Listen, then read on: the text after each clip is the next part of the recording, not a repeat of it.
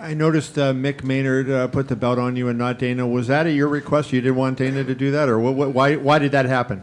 I don't know. You have to ask him.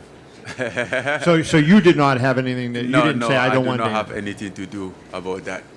Okay. I think that was their decision. I'm about to ask about that too. Okay.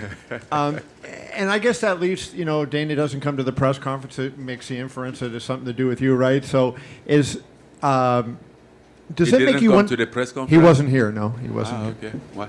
I didn't know that too. After Francis Ngannou's big win, a man who loves the media attention and will make public appearance after public appearance. Well, does it make you wonder what your future is in the company given that?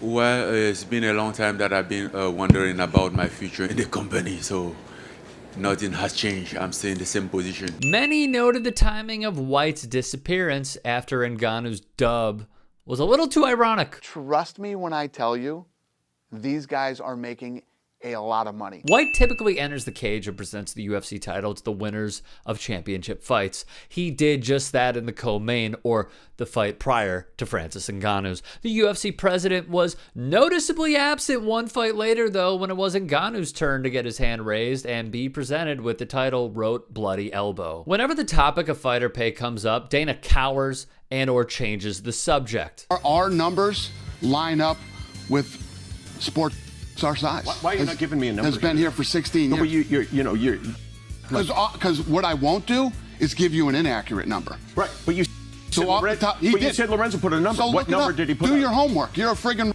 reporter. Okay, so Do your homework. Hey, if you're going to ask me that question, do your homework. Numbers were never my thing. It's funny he says numbers aren't his thing when the Times notes. White also did not attend the post-fight news conference where he normally rattles off attendance and gate revenue numbers and rehashes the night's action with reporters. Since Ngannou's win at UFC 270 took place in California, the pay of these athletes was released. Ngannou made $600,000 while his opponent made $500,000. We also learned half of the 22 fighters on the card had a base pay of $20,000 or less. These shocked many fans, peeling back the curtain to Dana White's treacherous business practices to secure the most profit while paying box office worthy competitors a slim payout. After his fight, Ngannou claimed he was seeking a way to win bigger paydays from the UFC. Thus, he spoke openly of starting a pro boxing career. Boxing is always in the back of my pocket, said Ngannou, whose record improved to 17-3. It's something I must do before the end of my career. The disparity is clear for all to see, though. Ngannou took home $600,000 for winning an undisputed heavyweight title fight.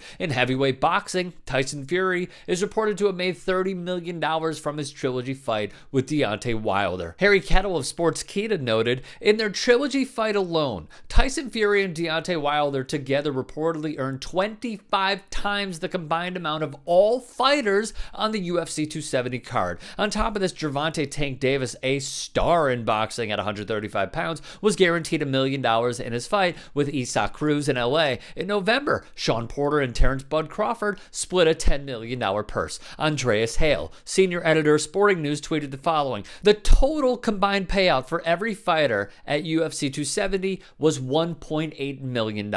Tell me that UFC fighter pay isn't an issue. Well, the pay sucks, and everyone knows it sucks who follows the sport.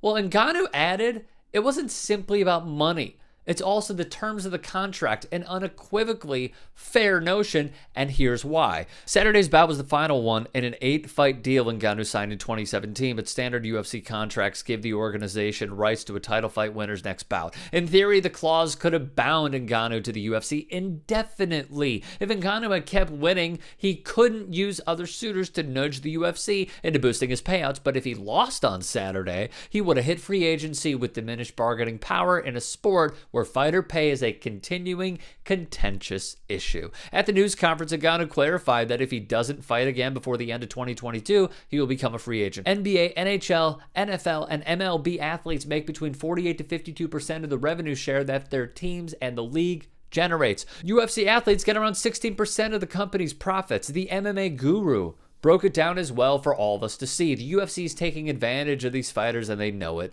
It's simply their business model, much like corporate America's.